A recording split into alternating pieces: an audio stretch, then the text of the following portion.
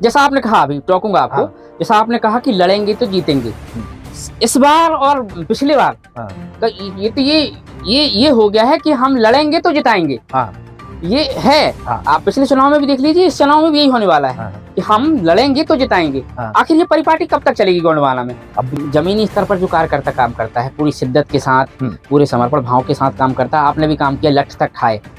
Party की इस तरीके की रणनीति जब बनती है तो आप तो दुखी होकर निकल गए, लेकिन जो जमीनी स्तर का कार्यकर्ता है उसके ऊपर क्या बीतती होगी? जब मैं सीधा आरोप लगाना चाहता हूं कि हमारे जो गोंडवाना गणतंत्र पार्टी के राष्ट्रीय अध्यक्ष जी हैं कि दल में ये चीजें होनी चाहिए, उसमें पारदर्शिता होनी चाहिए और राजनीतिक जो हमारी विचारधारा होनी चाहिए वो सबको लेके विचारधारा होनी चाहिए। बाल तो आपका आ रही है तो कहीं लड़ाई किससे लड़ाई थी? मतलब पार्टी में ही अंदर लड़ाई थी या चुनाव आयोग से लड़ाई थी क्या? नहीं, तो आपसे सवाल ये रहेगा अरविंद जी कि अरविंद उइके के गोंडवाना गणतंत्र पार्टी छोड़ने के बाद गोंडवाना गणतंत्र पार्टी को कितना नुकसान होने वाला है?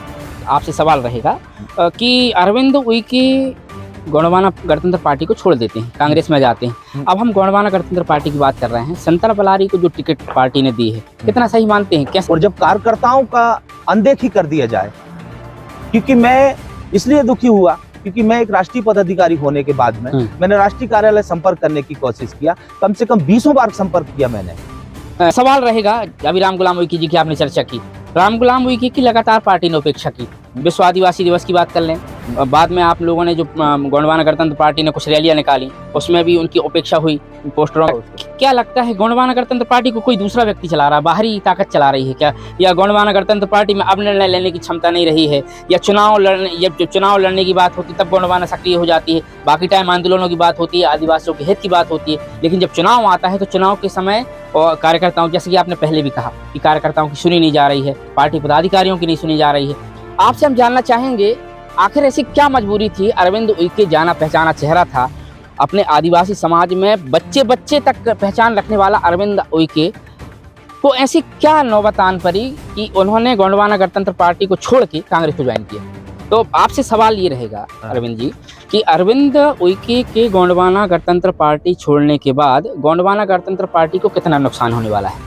जिनके नाम भेजे जाते हैं उनके नाम की सहमति नहीं बनती है, तो क्या लगता है कि कहीं क्या पार्टी को कोई और चला रहा है या पार्टी की मंशा नहीं है या फिर सिर्फ एक आर्थिक लाभ लेने के लिए पार्टी काम करती है? क्या मुझे तो ऐसा ही। तो आपसे सवाल ये रहेगा कि गोंडवाना गणतंत्र पार्टी ने 2003 के बाद विधायक नहीं बनाया है। सक्रिय तौर पर जब गोंडवाना गणतंत्र पार्टी काम करती है, संगठित होकर काम करती है, भाजपा को इसका लाभ मिलता है। तो मेरा सवाल आपसे ये है कि क्या लगता है कि भाजपा पार्टी गोंडवाना गणतंत्र पार्टी को इनकरेज करती है या आर्थिक लाभ देती है? ये रहेगा गोंडवाना गणतंत्र पार्टी सक्षम पार्टी है। लखनऊ विधानसभा क्षेत्र समूचे मध्य प्रदेश में आदिवासी बाहुल्य क्षेत्र हैं। आपने जैसे बताया 47। क्या जरूरत पड़ गई कि बसपा से टाई अप करना पड़ रहा है गोंडवाना गणतंत्र पार्टी? क्या सक्षम नहीं है क्या गोंडवाना गणतंत्र पार्टी? लखनऊ विधानसभा में देख लें आप, बसपा से उनको गठबंधन करना पड़ रहा है, क्या अकेली नहीं लड़ पाएगी क्या पार्टी? तो क्या इस बार गोंडवाना गणतंत्र पार्टी विधायक बना लेगी? शक्ति सिंह की बात करते हैं। घनसौर में शक्ति सिंह कभी कांग्रेस, कभी गोंडवाना, कभी एकता परिषद, वो कौन सा उनका एक है, एक बहुत अच्छा नाम याद नहीं आ रहा है उनका, क्रांति एकता परिषद।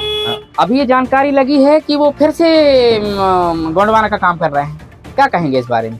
हमसे एक राजनीतिक पार्टी, नाम नहीं लेना चाहिए, एक राजनीतिक पार्टी के बहुत अच्छे नेता ने हमसे कहा कि चूंकि शक्ति सिंह गोंडवाना के लिए काम कर रहे हैं, आप अपनी रिपोर्ट्स में इसको प्रमोट करिए कि गोंडवाना गणतंत्र पार्टी के लिए शक्ति सिंह काम कर रहे हैं। उनका सहारा ये था कि आप इसको प्रमोट करेंगे तो गोंडवाना सक्रिय होगी, कांग्रेस को नुकसान होगा। इस नजरिए को आप कैसे देखते हैं? अरविंद उइके गोंडवाना छोड़कर कांग्रेस में आ गए, कितना प्रभावित करेगा गोंडवाना को भी और कांग्रेस को भी अरविंद उइके का गोंडवाना से चले जाना और कांग्रेस में आ जाना? गोंडवाना के लिए कितना नुकसानदायक होगा, कांग्रेस के लिए कितना फायदेमंद होगा? जयराम जी की नमस्कार, जय जोहार। मैं हूं सुदीप तिवारी और आप देख रहे हैं एंड तक इंडिया, खबर की तह तक। चाय विद सुदीप में आज गोंडवाना गणतंत्र पार्टी का वह चेहरा जो कि लखनऊ ब्लॉक में पुराना नहीं है, जाना पहचाना वह चेहरा जिसने पिछले साल गोंडवाना गणतंत्र पार्टी के नेतृत्व में आदिवासी परिवार के एक बेसहारा युवक जिस पर हत्या के आरोप थे के पक्ष में लखनऊ बाईपास में पुलिस के लठ खाए थे। यह अरविंद उइके वही अरविंद उइके है जो गोंडवाना गणतंत्र पार्टी को हमेशा फ्रंट लाइन में रखते थे। यह अरविंद उइके वही अरविंद उइके हैं जो कि गोंडवाना गणतंत्र पार्टी के प्रत्येक कार्यक्रम में मुखरता और प्रखरता से अपनी बात समाज और पार्टी में रखा करते थे। यह अरविंद उइके वही अरविंद उइके हैं जिन्होंने गोंडवाना गणतंत्र पार्टी को आगे लाने के लिए अपना सर्वस्व न्यौछावर कर दिया। हम बात करेंगे आज एंड तक इंडिया में अरविंद उइके से और जानना चाहेंगे कि आखिर ऐसी क्या मजबूरी थी कि उन्हें अपनी पार्टी गोंडवाना गणतंत्र पार्टी को छोड़कर कांग्रेस को ज्वाइन करना पड़ा। भाई साहब बहुत बहुत आपका स्वागत है। आपसे हम जानना चाहेंगे, सीधे मुद्दे पर बात करेंगे, आखिर ऐसी क्या मजबूरी थी अरविंद उइके उन्होंने गोंडवाना गणतंत्र पार्टी को छोड़ के कांग्रेस को ज्वाइन किया? धन्यवाद। जैसे कि वीर दादा जी, सर्वप्रथम तो मैं समस्त दर्शकों को मैं अरविंद सिंह उइके की ओर से दीपावली की ढेर सारी अनंत शुभकामनाएं, आपका सेवा जोहार करता हूं, नमस्कार और वंदन करता हूं। जैसे कि आपने मुझे एक बड़े चेहरे के रूप में बताया, लेकिन मैं नहीं समझता हूं। मैं एक साधारण एक जनसेवक के रूप में हमेशा से कार्य करता रहा और मेरे अंदर में जन भावनाओं की जो एक कूट के जनहित के लिए मेरे दिल में बसा रहता है और उनके लिए मैं निरंतर हमेशा कार्य करता रहा जी। और मैंने और दूसरी बात ये कह दूं कि जैसे मैं एक आदिवासी समाज से और आदिवासी समाज का बेटा हूं, तो आदिवासी समाज की सभ्यता, कल्चर और व्यवस्था और आदिवासी होने के नाते जो एक सामाजिक व्यवस्था है उससे मैं कभी जीवन में दूर नहीं हो पाऊंगा, उससे हमेशा जुड़ा रहूंगा। लेकिन जहाँ रहा सवाल, ये गोंडवाना गणतंत्र पार्टी एक राजनीतिक दल है और राजनीतिक दल की एक परिभाषा में अगर मैं बात करूं तो वो यह है कि राजनीतिक एक न्याय प्रणाली प्रक्रिया होती है जिसमें सारे सामूहिक रूप से सभी धर्मों का समावेश होता है और एक राजनीतिक व्यवस्था में हम देखते हैं कि उनको सभी को लेके चलना चाहिए। लेकिन मैंने अक्सर देखा हूँ पार्टी के अंदर में कि इसमें कहीं ना कहीं एक पार्टी के अंदर में एक संविधान के तहत जो हमें एक सभी लोगों को उसमें रहना चाहिए तो वो नहीं दिखती है, बल्कि उसमें कहीं ना कहीं एक आदिवासी समाज की भूमिका ज़्यादा दिखती है जो मुझे ठीक नहीं लगती है। अच्छा। और मेरा मानना है कि अगर गोंडवाना गणतंत्र पार्टी तो सभी को लेके काम करना चाहिए, ये बहुत जरूरी है। सर्व समाज को लेके, सभी समाज को लेके काम करना चाहिए। दूसरी बात ये है कि जैसे अभी वर्तमान की परिस्थिति में कि 2003 में हमारे पास में 3 विधायक हुआ करते थे जी। लेकिन निरंतर उसके बाद में जो 20 साल का जो गैप आया, अंतर आया और 20 साल में जिस तरीके से लोगों ने जो बच्चा उस समय पैदा हुआ था 2003 में, आज वो 21-22 साल की उम्र में आज वो इतना बड़ा हो गया कि उसको खुद उस मोर्चे को संभालने लगा। लेकिन ये 20 साल के गैप में जो हमें दिखाई दिया तो कहीं ना कहीं हमें एक ऐसा नजर आया कि कहीं ना कहीं हम अपने आप में ही धोखा दे रहे हैं, ये महसूस हुआ। मतलब युवाओं को गोंडवाना गणतंत्र पार्टी धोखा दे रही, मतलब क्या? मतलब हाँ, ऐसा लगा हमें जी कि वास्तविकता में जो 20 साल का जहाँ एक वनवास हो जाए या अंतराल हो जाए तो स्वाभाविक सी बात है कि महसूस होती है कि भाई उसमें हमें 21 साल का जो अंतर बहुत ज्यादा अंतर हो जाता है एक राजनीतिक दल के लिए। दूसरी और सबसे महत्वपूर्ण ये है इस बार जो हमें देखने को मिला कि जहाँ जन समर्थन और जहाँ कार्यकर्ताओं का मन बनता है कि भाई हमें इस नीतियों पे काम करना चाहिए और दिशा निर्देश सही समय पे मिलना चाहिए, जो कहीं ना कहीं उनमें भी थोड़ा सा दिक्कतों का सामना करना पड़ा।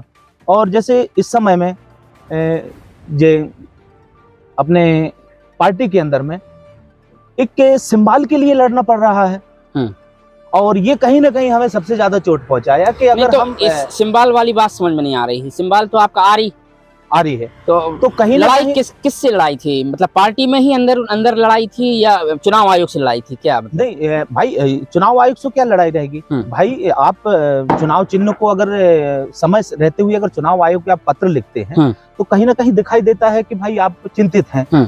जब एन वक्त में हमारा प्रत्याशी एक चुनाव चिन्ह पाने के लिए वो परेशान हो रहा है, हाँ, अंदर जाके टॉस कराना पड़ रहा है, टॉस करानी पड़ रही है, तो कहीं ना कहीं ये दिक्कत खड़ी हो रही है। मतलब एक अंदरूनी मतलब रूप से आप मानते हैं कि पार्टी में अंदरूनी तैयारी नहीं है चुनाव को लेकर या गंभीरता नहीं है? अच्छा। तो ये मैं सीधा आरोप लगाना चाहता हूँ कि हमारे जो गोंडवाना गणतंत्र पार्टी के राष्ट्रीय अध्यक्ष जी हैं कि दल में ये चीजें होनी चाहिए, उसमें पारदर्शिता होनी चाहिए और राजनीतिक जो हमारी विचारधारा होनी चाहिए वो सबको लेके विचारधारा होनी चाहिए, इसमें ये बात है।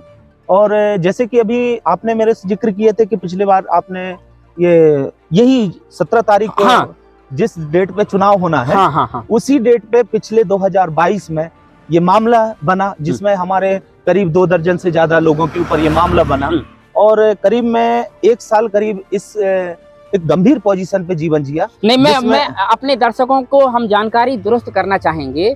17 अक्टूबर वही तारीख है जब विक्की कहार हत्याकांड में संतोष धुर्वे को गोंडवाना गणतंत्र पार्टी के मुताबिक गलत तरीके से अंदर किया गया था, और उसी के विरोध में गोंडवाना गणतंत्र पार्टी ने अरविंद उइके के नेतृत्व में बाईपास के पास पुलिस के साथ हुई लाठी चार्ज कह लें या मुठभेड़ में सबसे ज़्यादा मार खाई थी। इनका नुकसान हुआ था, इनकी गाड़ी की तोड़फोड़ हुई थी। तो उससे कहीं ना कहीं ये प्रतीत होता है कि अरविंद उइके सबसे समर्पित और सबसे पार्टी के प्रति समर्पित श्रद्धा रखने वाले कार्यकर्ता थे। जी, अब आप आगे मैं आगे बता दूं कि जैसे वो जो मामला है, किसी भी मामले के ऊपर में, एक ही मामले के ऊपर में मेरे ऊपर में 3 बार चार्जशीट किया गया है पुलिस के द्वारा जी। और एक ही मामले को मैं जो मामला है उसमें 3 बार FIR करके, और अभी वर्तमान में मेरे ऊपर 110 की कार्रवाई करके फिर से ताकि ये सामने न आए और सामने जित की बात ना कर सके। तो ये कहीं ना कहीं तो चाहे वो जो कोई भी सत्ता आसीन जो सरकारें हो या जो भी हो, या तो मुझे लगता है कि वो मुझसे अपने लखनऊ क्षेत्र विधानसभा के लिए शायद वो डरे सदी में हुए थे पार्टी के लोग। नहीं, अब सत्तासीन अच्छा दूसरे लोग, मतलब भाजपा या कांग्रेस? भाई अब शासन प्रशासन में जो लोग हैं, जिनकी सरकार है, जिनकी पुलिस है, तो मैं तो उनकी बात करूंगा। जी। तो कहीं ना कहीं वो इस बात को लेके थे, तो एक ही मामले के ऊपर में 2 मेरे चार्जशीट करे, और इसके बाद में मेरे 110 की कार्रवाई को लेके, तो कहीं ना कहीं मैं भी अपने आप को ये रखा कि जब 1 वर्ष तक मैं अपनी पीड़ा और दर्द को जब सहन नहीं कर पा रहा था, इतनी मेरे साथ में घटनाएं घटी, उस समय मेरे बाल बच्चों और मेरे परिवार का यहाँ तक स्थिति बन गई कि मुझे ऐसा लगने लगा कि मैं जिंदा रहूंगा कैसे। अच्छा। उस समय मैंने संगठन के अनेकों लोगों से ये बात कहा कि आप, जब हम सैकड़ों लोगों के दुख दर्द में खड़े होते हैं, तो मेरे दुख दर्द में आप क्यों नहीं खड़े हो रहे हो? अच्छा। तो जब मेरे दुख दर्द में जब उन्होंने किसी भी प्रकार से मेरे दुख दर्द को नहीं समझे, तो मुझे ऐसा लगा कि भाई जब मैं सैकड़ों लोगों के दुख दर्द में खड़ा होता हूँ, और जब मुझे ही दुख संकट आ जाए, तो मेरे दुख संकट में जब संगठन नहीं खड़ा हुआ, तो कहीं ना कहीं मुझे लगा कि संगठन भी मेरे साथ गलत खेल खेल रहा है। अच्छा, तो मतलब मुख्य ये मान लिया जाए कि चूंकि आपको ये पिछला जो हादसा वाकया आपके साथ हुआ, उसको लेकर आपने पार्टी छोड़ा है, या कोई और वजह थी? नहीं, वजह तो सीधी सी बात ये है कि सबसे मुख्य वजह ये है कि ये तो एक आम बात है, लेकिन सबसे महत्वपूर्ण बात ये है कि अगर मैंने छोड़ा तो इसलिए छोड़ा हूँ क्योंकि सबसे मुख्य बात ये है कि जिस तरीके से भारत के अंदर में, और विशेष करके आदिवासियों के साथ में जो घटनाएं घट रही हैं, और सिर्फ हम रोड में उनको चिल्ला रहे हैं, और हमारे सैकड़ों लोगों के ऊपर में मामला दर्ज करा रहे हैं, हम ये चीज नहीं समझ पा रहे हैं। उस चीज को हम समझने के लिए और उन्हीं चीजों को बहुत बारीकी से उसका जानने के लिए कि आखिर में ऐसा क्यों है, तो भाई हम तो जब तक सत्ता या शासन के लोगों तक नहीं पहुंचेंगे, हमें समझ में नहीं आएगा कि वो क्या है। तो मुख्य सी बात ये है कि जब यहाँ अपने लोगों के बीच में जो दिक्कतें हो रही हैं, और तो उसको समझने के लिए मैंने ये आपसे ये सवाल रहेगा, अभी बीते दिनों मीडिया रिपोर्ट्स के मुताबिक आप और कुछ लोग, कुल कितने लोग थे वहाँ जिला मुख्यालय में जिन्होंने पार्टी छोड़ी लगभग गिनती में? देखो, यहाँ पे करीब 13-14 जिला के लोग आए हुए थे। अपने सिवनी जिले से, लखनऊ ब्लॉक से कितने लोग? यहाँ से 5-6 लोग थे यहाँ से। तो आपसे सवाल ये रहेगा अरविंद जी कि अरविंद उइके के गोंडवाना गणतंत्र पार्टी छोड़ने के बाद गोंडवाना गणतंत्र पार्टी को कितना नुकसान होने वाला है?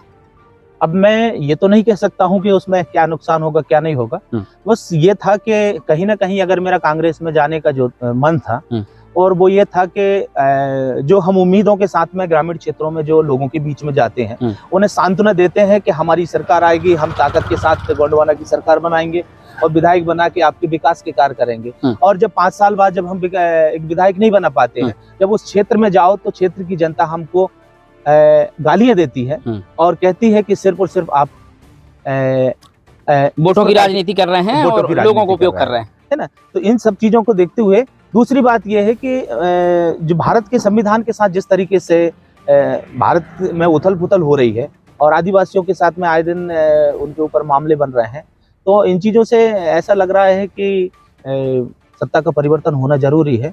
और सत्ता के परिवर्तन में राष्ट्र हित में संविधान के तहत जो हमारी भावना जागी है, तो विशेष करके हमारा मूल उद्देश्य ये है कि संविधान की रक्षा करना और संविधान की रक्षा करके मध्य प्रदेश की परिवर्तन करना, ये हमारा उद्देश्य है। आपसे सवाल रहेगा कि अरविंद उइके गोंडवाना गणतंत्र पार्टी को छोड़ देते हैं, कांग्रेस में जाते हैं। अब हम गोंडवाना गणतंत्र पार्टी की बात कर रहे हैं। संतरा बलारी को जो टिकट पार्टी ने दी है, कितना सही मानते हैं? कैसा उम्मीदवार है वो आपकी नजरों में, क्या लगता है? मेरी नजरों में तो देखिए, उम्मीदवार वो अच्छा कार्य करता है, बहुत अच्छे से उन्होंने कार्य करता है और एक अच्छी उनके अंदर क्वालिटी भी है और बहुत अच्छा उनके अंदर में योग्यता है जिसकी मैं जितनी प्रशंसा करूं तो उतनी कम है।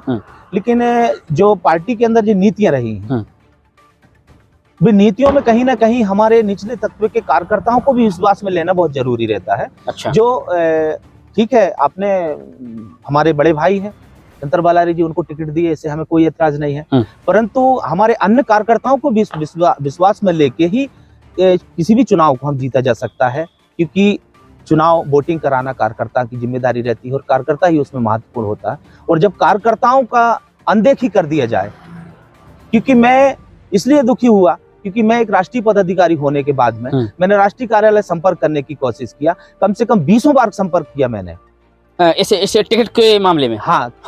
मैंने ये नहीं कहना था कि भाई तुम किसको दे रहे हो किसको नहीं, लेकिन कम से कम भाई एक राष्ट्रीय पदाधिकारी की बात भी तो सुनो, यहाँ के क्षेत्र के जिला अध्यक्ष जी की भी बात सुनो, यहाँ के ब्लॉक अध्यक्ष की बात सुनो, यहाँ के कमेटियों की बात सुनो। भाई करना है आपको है, लेकिन कम से कम इन लोगों की बात तो सुनो।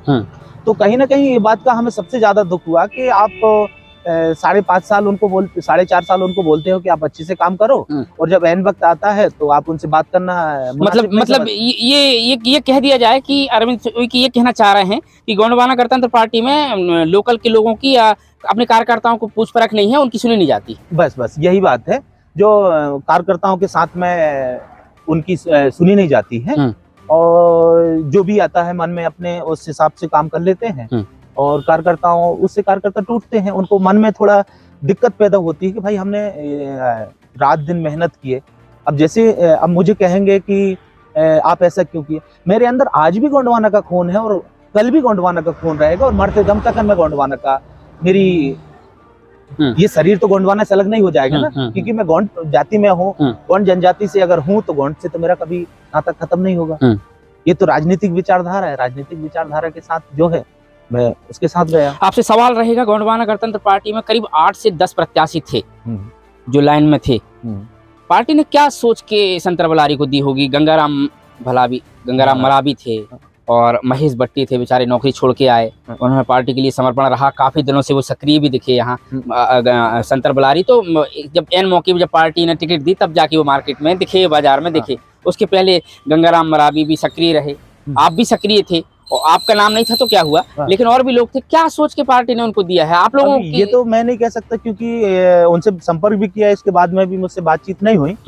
तो लेकिन मैं ये जरूर कहूंगा कि किसी भी राजनीतिक दल के साथ में हो 50% तो वोटिंग जो होती है वो एक दल के माध्यम से होती है और 50% जो वोटिंग होती है वो चेहरे के माध्यम से होता है और उसके क्षेत्र में कितना वर्चस्व होता है, लोगों से कितना उसका तालमेल होता है, कार्यकर्ताओं के साथ उसका क्या तालमेल बैठता है। कहीं ना कहीं ये हर राजनीतिक दल पे ऐसा होता है।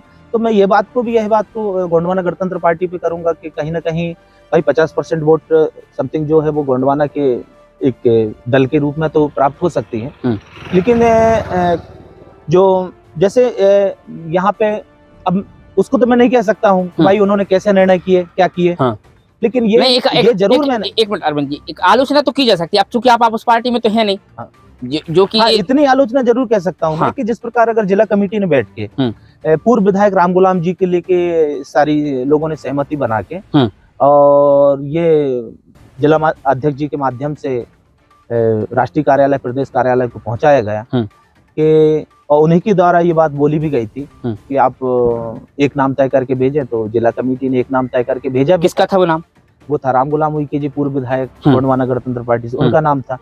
फिर भी एक नाम भेजने के बाद में भी उन्हें ये बात समझ में नहीं तो आई। ये कहाँ लगता है, मतलब क्या कोई सेटिंग हो गई या कुछ पैसे वैसे चले गए, क्या आपको क्या लगता है? मैं ये तो नहीं कह सकता हूँ कि भाई ये इन्होंने सेटिंग है क्या है, लेकिन आखिर में ऐसा क्यों हो रहा है, ये बात से हम लोग भी दुखी हैं और हम अभी तक ये बात को नहीं समझ पाए कि आखिर में ऐसा क्यों हुआ। जबकि मैं एक राम गुलाम जो है पूर्व विधायक होने के नाते एक चर्चित चेहरा था और लोगों के हित में काम करने की उसकी पुरानी परंपरा थी और लोग उससे जन जन और क्षेत्र के हर गांव का एक व्यक्ति जानता था। तो कहीं ना कहीं मुझे ऐसा लगा कि इनका जीत का मकसद नहीं था, मतलब खेल बिगाड़ना था। आपसे सवाल रहेगा, अभी राम गुलाम उइके जी की आपने चर्चा की, राम गुलाम उइके की लगातार पार्टी ने उपेक्षा की। विश्व आदिवासी दिवस की बात कर लें, बाद में आप लोगों ने जो गोंडवाना गणतंत्र पार्टी ने कुछ रैलियां निकाली, उसमें भी उनकी उपेक्षा हुई, पोस्टरों में उनके नाम नहीं थे। और हम आपसे ये भी कहेंगे कि उनका नाम नहीं रहा, लगातार उनकी उपेक्षा की गई। पार्टी के लोगों से हमने चर्चा भी की, उनका ऐसा नहीं है। और जैसा आप बता रहे हैं कि उपेक्षा लगातार हो रही है, जो उनका नाम भी चला, तो क्या वजह थी? राम गुलाम उइके से क्या पार्टी की ट्यूनिंग नहीं बन पा रही थी या फिर कुछ ज्यादा सक्रिय हो गए हैं? क्या कहना चाहेंगे इस बारे में? अब ये तो मैं ये नहीं कह सकता हूँ कि इनका क्या है जी, लेकिन ये जरूर है कि जैसे लखनादौन के लिए राम गुलाम जी को लेके लोगों ने मन बनाया था कि यार जैसा भी है, लेकिन वो एक पूर्व विधायक भी है और लगभग उससे ये अपने विधायिका का और विधानसभा का अनुभवी इंसान है। हाँ। और दूसरी बात ये है कि जो जैसे केवलारी में आया मामला, जब आपने एक प्रत्याशी से प्रीतम सिंह उइके जी को प्रत्याशी बनाया, आपने बनाने के बाद में एन वक्त में 2 दिन पहले आपने उनकी नाम को काट के और दूसरे आदमी को देके नहीं, ये फॉर्म रिजेक्ट हो गया उनका, मतलब क्या पार्टी तैयारी नहीं कर पाई थी? अब ये देखिए 2 दिन पहले आप अगर उसको फॉर्म को या नाम को चेंज करेंगे, और तो ये बात सीधी सी है कि जब आप तैयारी करके नहीं है तो फिर ऐसे कैसे आपने उसको टिकट दे दिए, और जिस आदमी को तैयारी करने के लिए बोले उसकी टिकट क्यों काट दिए? और एन वक्त में काटने के बाद में जब जिला कमेटी तय करती है कि भाई ठीक है, अगर हमारा प्रत्याशी कोई कारणवश अगर वो नहीं फॉर्म डाल पाए, रिजेक्ट हो गया उसका, तो हर एक दल के पास में डमी कैंडिडेट होता है ना, उसे हम इलीगल नहीं मानना चाहिए कि भाई वो एक निर्दलीय है, दागी है या बागी है। उसे भी पार्टी ने एक अपना समर्पित प्रत्याशी के रूप में उसको घोषित किया जिला कमेटी में। लेकिन उसके एन वक्त में 1 घंटे बाद में राष्ट्रीय कार्यालय से राष्ट्रीय अध्यक्ष जी के द्वारा उनको निष्कासन पत्र जारी हो जाता है। तो कहीं ना कहीं ये जो सब चीज होती है, तो इन सब चीजों से हमें बहुत ज्यादा दुख होता है। और क्योंकि हम सच्ची निष्ठा से काम करने वाले हैं गोंडवाना के लिए, हमें सिर्फ गोंडवाना की लिए काम करते थे, गोंडवाना के लिए जीने और मरने की काम करते थे। और जब वो विचारधाराओं से और वो जो रास्तों से जब वो हमें हटाने की कोशिश करे, तो कहीं ना कहीं सीधी सी बात है कि मैं हूँ चाहे मेरा भाई। तो क्या लगता है, गोंडवाना गणतंत्र पार्टी को कोई दूसरा व्यक्ति चला रहा है, बाहरी ताकत चला रही है क्या? या गोंडवाना गणतंत्र पार्टी में अब निर्णय लेने की क्षमता नहीं रही है? या चुनाव लड़ने की बात होती तब गोंडवाना सक्रिय हो जाती है, बाकी टाइम आंदोलनों की बात होती है, आदिवासियों के हित की बात होती है, लेकिन जब चुनाव आता है तो चुनाव के समय और कार्यकर्ताओं, जैसे कि आपने पहले भी कहा कि कार्यकर्ताओं की सुनी नहीं जा रही है, पार्टी पदाधिकारियों की नहीं सुनी जा रही है, जिनके नाम भेजे जाते हैं उनके नाम की सहमति नहीं बनती है। तो क्या लगता है कि कहीं क्या पार्टी को कोई और चला रहा है, या पार्टी की मंशा नहीं है, या फिर सिर्फ एक आर्थिक लाभ लेने के लिए पार्टी काम करती है? क्या मुझे तो ऐसा ही लग रहा है कि कहीं ना कहीं इसको एक व्यापारिक पार्टी बना दिए है। जहां तक मैं बात करूं कि जहां तक दादा हीरा सिंह मरकाम थे, उनके जिंदा रहते हुए जब तक वो जीवित रहे तब तक संगठन के अंदर में बहुत कुछ अच्छा रहा, और जब तक दादा पार्टी का नेतृत्व संभाले तब तक पार्टी के अंदर बहुत कुछ अच्छा रहा और लोगों का एक जुड़ाव भी अच्छा रहा। लेकिन जब से दादा ने इस दुनिया से अलविदा हुए हैं और लिंगोवास हुए हैं, तब से पार्टी के अंदर सब कुछ ठीक नहीं चल रहा है। कहीं ना कहीं पार्टी के अंदर राष्ट्रीय स्तर के करीब 200 के समथिंग आसपास में कार्यकर्ता होते हैं, जिनमें सिर्फ 2 लोग उसको 2 से 4 लोग 5 लोग उसको चलाते हैं। तो ऐसा नहीं होता है कि पार्टी के अंदर में 2-5 लोग मिलके ही क्या बोलते हैं किसी संगठन को चला लें। भाई अगर आपके पास में राष्ट्रीय कमेटी है तो राष्ट्रीय कमेटी के अंदर में जब सारे लोगों का बैठक होना चाहिए, प्रदेश का नेतृत्व है तो प्रदेश के अंदर छोड़नी चाहिए, उसका डिसीजन प्रदेश करना चाहिए। जिले के अंदर की कोई बात है तो जिला अध्यक्ष जब होता है तो जिला अध्यक्ष के नेतृत्व में सारी चीजें होनी चाहिए। अब सारा कंट्रोल अगर राष्ट्रीय अध्यक्ष जी देंगे तो ये तो कहीं ना कहीं आपकी एक सीधी सी बात है कि आप पार्टी को कुछ शिखर पे ले जाने की आपकी सोच ही नहीं है। फिर अब आपसे सवाल रहेगा कि हमने बीते कुछ दिनों से एनालिसिस किया है, मुझे ऐसी जानकारी है, अगर मैं सही हूँ तो करीब 2003 में गोंडवाना गणतंत्र पार्टी के राम गुलाम उइके शायद विधायक थे धनसौर विधानसभा से। तो आपसे सवाल ये रहेगा कि गोंडवाना गणतंत्र पार्टी ने 2003 के बाद विधायक नहीं बनाया। सक्रिय तौर पर जब जब गोंडवाना गणतंत्र पार्टी काम करती है, संगठित होकर काम करती है, भाजपा को इसका लाभ मिलता है।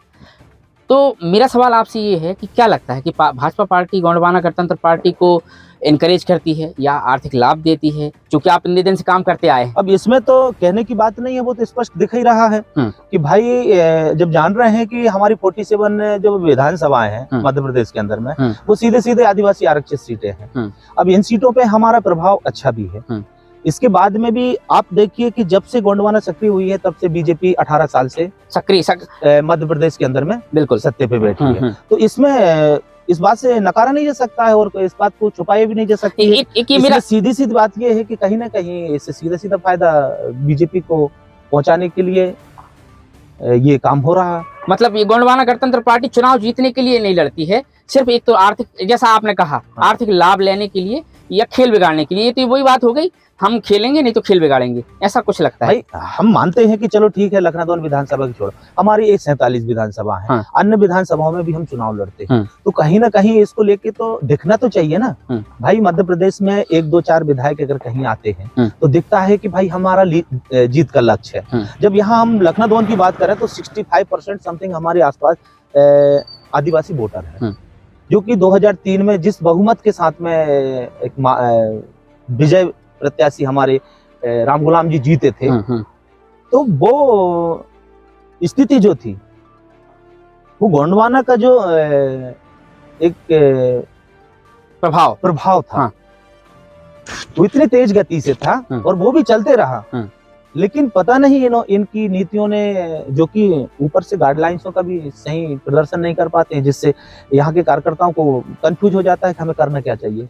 आपसे सवाल ये रहेगा, गोंडवाना गणतंत्र पार्टी सक्षम पार्टी है, लखनऊ विधानसभा क्षेत्र समूचे मध्य प्रदेश में आदिवासी बाहुल्य क्षेत्र हैं, आपने जैसे बताया 47, क्या जरूरत पड़ गई कि बसपा से टाई अप करना पड़ रहा है गोंडवाना गणतंत्र पार्टी? क्या सक्षम नहीं है क्या गोंडवाना गणतंत्र पार्टी? लखनऊ विधानसभा में देख लें आप, बसपा से उनको गठबंधन करना पड़ रहा है, क्या अकेली नहीं लड़ पाएगी क्या? देखिए, आपको हम एक बात कहना चाहते हैं जी, कि सबसे पहले तो चाहे वोट हो, बेटी हो या बेटी का रिश्ता हो, हम बेटी का रिश्ता भी अगर करने जाते हैं तो जब तक हम उसके घर परिवार के बारे में अच्छे से जांच पड़ताल नहीं कर सकते हैं, तब तक हम बेटी या बेटा नहीं ले सकते हैं और दे सकते हैं। वोट भी एक ऐसा है कि भाई जब तक हम आपके विश्वास को नहीं कायम कर पाएंगे, आपकी सोच को कायम नहीं कर पाएंगे, हम नहीं समझ पाएंगे कि भाई हमारे लिए आप करोगे क्या। भाई आप हमें वोट की बात कर रहे हो, ठीक है, हम आपको वोट देंगे, लेकिन हम उनको ये साबित नहीं कर पा रहे हैं ना कि भाई हम आपको वोट करें तो क्यों करें। तो कहीं ना कहीं गोंडवाना गणतंत्र पार्टी हम साबित करने में नाकाम हो पा रही है। जो वोटर्स थे वो भी हम दूर हो रहे हैं। आपसे जानना चाहेंगे, गोंडवाना गणतंत्र पार्टी, गोंडवाना महासभा, GSU, गोंडवाना के और सारे संगठन हैं, इतना सारा संगठन है, इतना सब कुछ मजबूत है, 5 साल आप लगातार मेहनत करते हैं, आदिवासियों की हित की बात करते हैं। आप चूंकि आप तो गोंडवाना के रहे नहीं, कांग्रेसी में, चूंकि आप गोंडवाना में रहे हैं, आप उस संस्कृति से, उस परंपरा में रचे बसे हैं, इसलिए सवाल लाजमी बनता है, इतना बढ़िया संगठन, सब कुछ अच्छा, आखिर जीत क्यों नहीं पाती है गोंडवाना? आपने जैसे कहा कि आप गोंडवाना की नहीं रहा जी, मैं आपसे एक बात कहता हूँ जी, कि मैं सदैव आदिवासी हूँ, गोंड हूँ, और आदिवासी होने के नाते सदैव आदिवासी समाज का रहूंगा, इससे कोई ऐतराज नहीं। सिर्फ मैं एक राजनीतिक दल की बात कर रहा हूँ, जो गोंडवाना गणतंत्र पार्टी है, वो एक राजनीतिक दल है। समग्र विकास क्रांति आंदोलन, महासभा हो या जो भी भूमक संघ हो, ये सामाजिक व्यवस्था है और सामाजिक व्यवस्था से मुझे कोई नहीं रोक सकता है। नहीं, हमारा सवाल, मैं सीधी सी बात उसी में आ रहा हूँ कि भाई ये राजनीतिक व्यवस्था है और राजनीतिक व्यवस्था में राजनीतिक विचारधारा ही अपनी, जब हमें सत्ता और शासन की बात है कि हमें रोड में खड़े होकर डंडे नहीं खाना है, हमें रोड में खड़े होकर हमारे कार्यकर्ताओं के ऊपर मामला नहीं कायम करवाना है, हमें गोंडवाना गणतंत्र पार्टी को एक उग्रवादी पार्टी नहीं बनाना है, हमें गोंडवाना गणतंत्र पार्टी को एक तेज तर्रार जो स्वभाव वाली पार्टी नहीं बनाना है। भाई पार्टी है, पार्टी के अंदर में सभी धर्म समुदाय के लोगों का उसमें एक स्थान होना चाहिए। अब लोग कैसे जुड़ेंगे हमसे? जब तक ना आपके अंदर की भावनाओं को नहीं समझेंगे कि आपका देश हित, राष्ट्र हित या देश प्रेम और अन्य जो बातें हैं, तो ये आनी चाहिए। तो क्या इस बार गोंडवाना गणतंत्र पार्टी विधायक बना लेगी? देखिए, मैं तो ये नहीं कहता हूँ, मैं तो बहुत बहुत अभी से अग्रिम बधाई देता हूँ कि गोंडवाना गणतंत्र पार्टी के विधायक बना ले। अच्छी बात है, अगर बनता है तो बहुत धन्यवाद है। तो आपको नुकसान हो जाएगा, फिर आपको अफसोस होगा कि मैंने गोंडवाना गणतंत्र पार्टी क्यों छोड़ दी। नहीं, मुझे उससे नहीं है भाई। मैं तो ये कहता हूँ कि अगर वो बहुत अच्छे से काम करें और विधायक बन जाएं, तो मेरी तो शुभकामनाएं दीपावली की उनके साथ। लेकिन ये है कि मध्य प्रदेश के अंदर में पूर्ण बहुमत के साथ में मध्य प्रदेश में कांग्रेस की सरकार बनना जा रही है। मतलब आप मान रहे हैं कि गोंडवाना नहीं बनेगी, गोंडवाना का विधायक नहीं बनने वाला है? अब मैं ये नहीं कहना चाहता हूँ, वो तो देखो जो अपनी कार्यशैली, अब वो तो स्पष्ट दिख रहा है कि भाई सैकड़ों कार्यकर्ताएं जब दुखी हैं। लेकिन सब कुछ तो ठीक चल रहा है। गोंडवाना गणतंत्र पार्टी संगठित भी दिख रही है, जीएसयू अपने स्तर पर काम कर रही है। आपने एकता परिषद की बात की, वो भी समग्र एकता परिषद जो है वो भी अपने स्तर पर काम कर रहा है। आपकी गोंडवाना महासभा भी अंदरूनी लगी हुई है। सब कुछ तो ठीक है, पर कैसे कह सकते हैं कि गोंडवाना हार रही? नहीं, मैंने कब कहा कि गोंडवाना हार रही? मगर आप जिस तरीके से बात कर रहे हैं कि बहुमत से सरकार आ रही है, बहुमत से सरकार आना मतलब गोंडवाना का हारना। अब मैं तो यही कह रहा हूँ ना कि भाई मैं तो बधाई दे रहा हूँ ना उन्हें अभी भी कि आप जीत जाएं, अच्छी बात है। शक्ति सिंह की बात करते हैं। घनसौर में शक्ति सिंह कभी कांग्रेस, कभी गोंडवाना, कभी एकता परिषद, वो कौन सा उनका एक है, एक बहुत अच्छा नाम याद नहीं आ रहा है उनका, क्रांति एकता परिषद। क्रांति एकता परिषद। अभी ये जानकारी लगी है कि वो फिर से गोंडवाना का काम कर रहे हैं। क्या कहेंगे इस बारे में? इस बारे में अब मैं शक्ति सिंह भाई ही वो बहुत नहीं, चूंकि ये सवाल इसलिए लाजमी है भाई साहब, चूंकि आप गोंडवाना में रहे हैं, इसलिए सवाल लाजमी है। हम आपसे सिर्फ ये जानना चाहते हैं कि क्या कहीं ना कहीं राजनीतिक लाभ तो नहीं ले रहे हैं?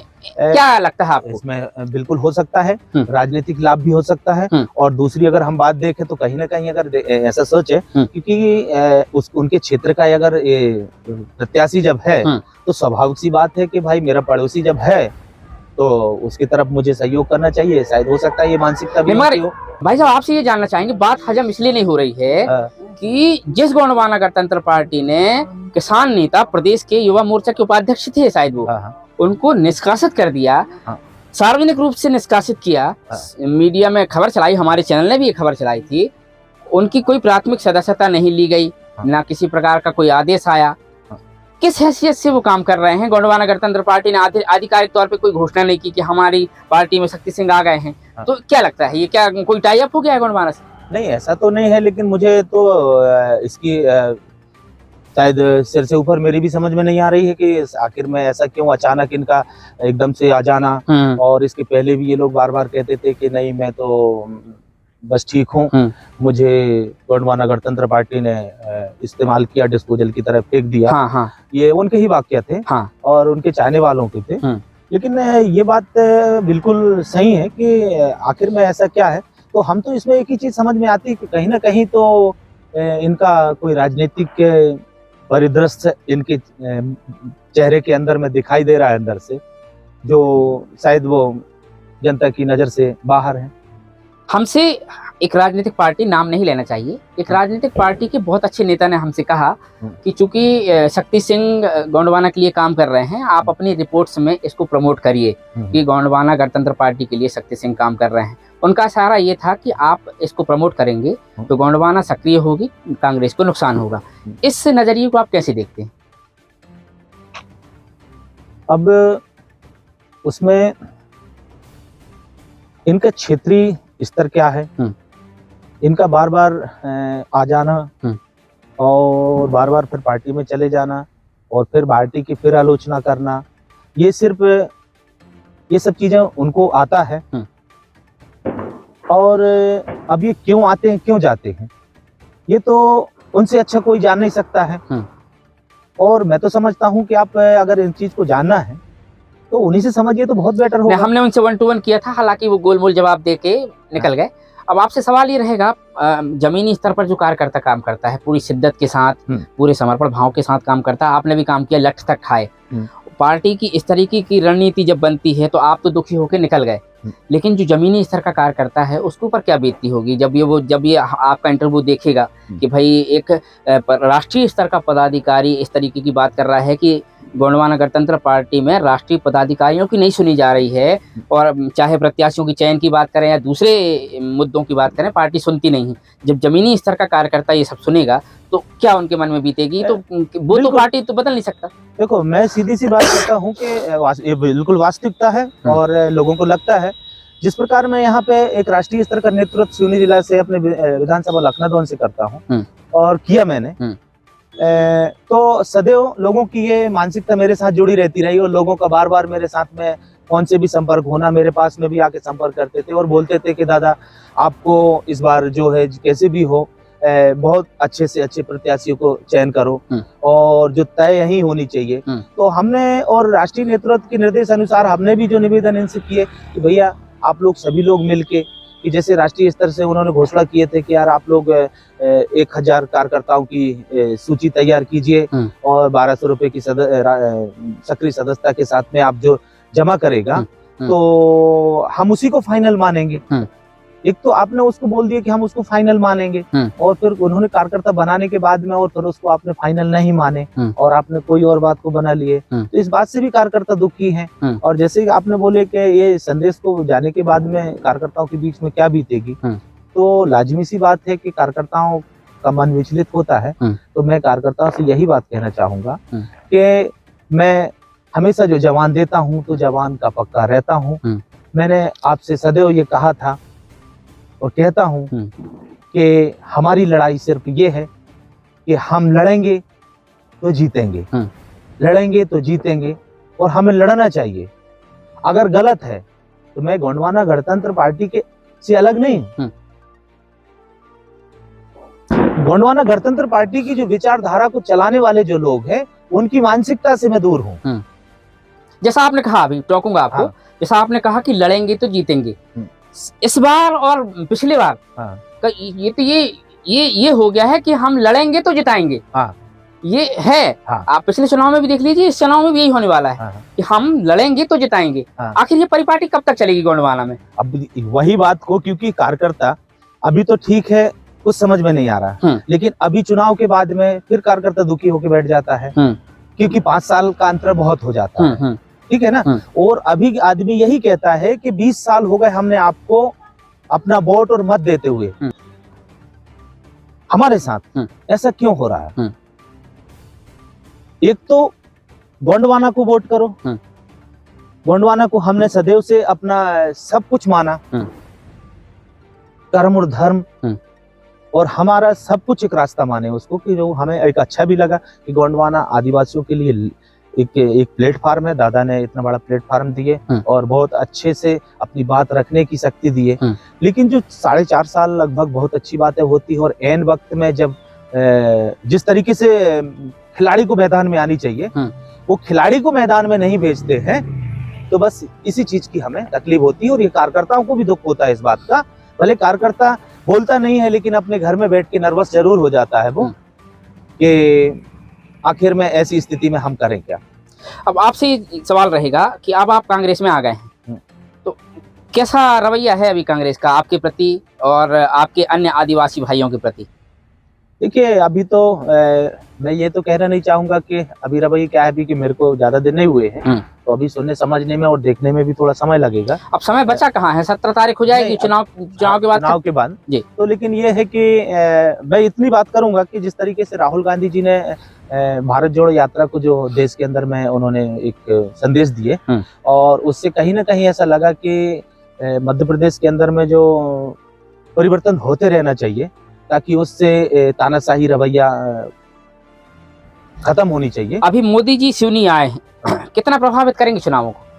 देखिए, ये तो हर चीज का एक समय होता है। अभी जैसे एक चेहरे के ऊपर में चुनाव नहीं लड़ा जा सकता है क्योंकि चेहरा चुनाव मध्य प्रदेश का है, दिल्ली का चुनाव नहीं है, केंद्र का चुनाव नहीं है। तो मैं तो ये कह सकता हूँ कि इससे ऐसा कोई फर्क तो नहीं पड़ेगा क्योंकि मध्य प्रदेश का चेहरा देखा जाता है और चेहरे के ऊपर वोट होती है, तो इससे ज्यादा असर नहीं पड़ेगा प्रधानमंत्री जी के यहाँ दौरे से। क्योंकि वो एक देश का चेहरा है। एक अंतिम सवाल रहेगा, बात खत्म करते हैं। अरविंद उइके गोंडवाना छोड़कर कांग्रेस में आ गए, कितना प्रभावित करेगा गोंडवाना को भी और कांग्रेस को भी अरविंद उइके का गोंडवाना से चले जाना और कांग्रेस में आ जाना? गोंडवाना के लिए कितना नुकसानदायक होगा, कांग्रेस के लिए कितना फायदेमंद होगा? देखो, मैं ये बात तो अभी नहीं कह सकता हूँ कि मैं गोंडवाना के लिए कितना नुकसान होगा और कांग्रेस के लिए कितना फायदे होगा। ये तो समय की बात है, समय आएगा तो ये जरूर, मतलब 3 तारीख को हम देख लेंगे ये बात, है ना। या जनता के बीच में मैं आने वाले समय में जनता के बीच में जो अपनी उनकी सुख दुख में साथी बनूंगा या रहूंगा, आज भी हूँ कल भी रहूंगा, तो ये जनता खुद तय करेगी कि मैं गोंडवाना में भी जस का तस था, कांग्रेस में भी रहूंगा तो जस का तस हूँ। मेरी जो भावना है जनता के हित के लिए, जनता के लिए लड़ने के लिए, तो मैं हमेशा लड़ते रहूंगा। ये मेरी मुख्य आत्मीयता सोच है। और मेरे पिताजी ने भी 35-40 साल उनकी भी राजनीति रही, उन्होंने भी पूरा जीवन समाज के प्रति समर्पित किए और आज भी वो समाज के लिए एक 65 से 70 साल की उम्र में भी आज भी डटे हुए हैं समाज के लिए। और उनका बेटा मैं आज भी समाज के लिए डटा हुआ हूँ। ये तो समय आएगा, समय बताएगा कि कितना असर अरविंद उइके कर रहे हैं। ये हमारे साथ गोंडवाना गणतंत्र पार्टी के राष्ट्रीय पदाधिकारी थे, जो कि अब वर्तमान में कांग्रेस ज्वाइन कर चुके हैं।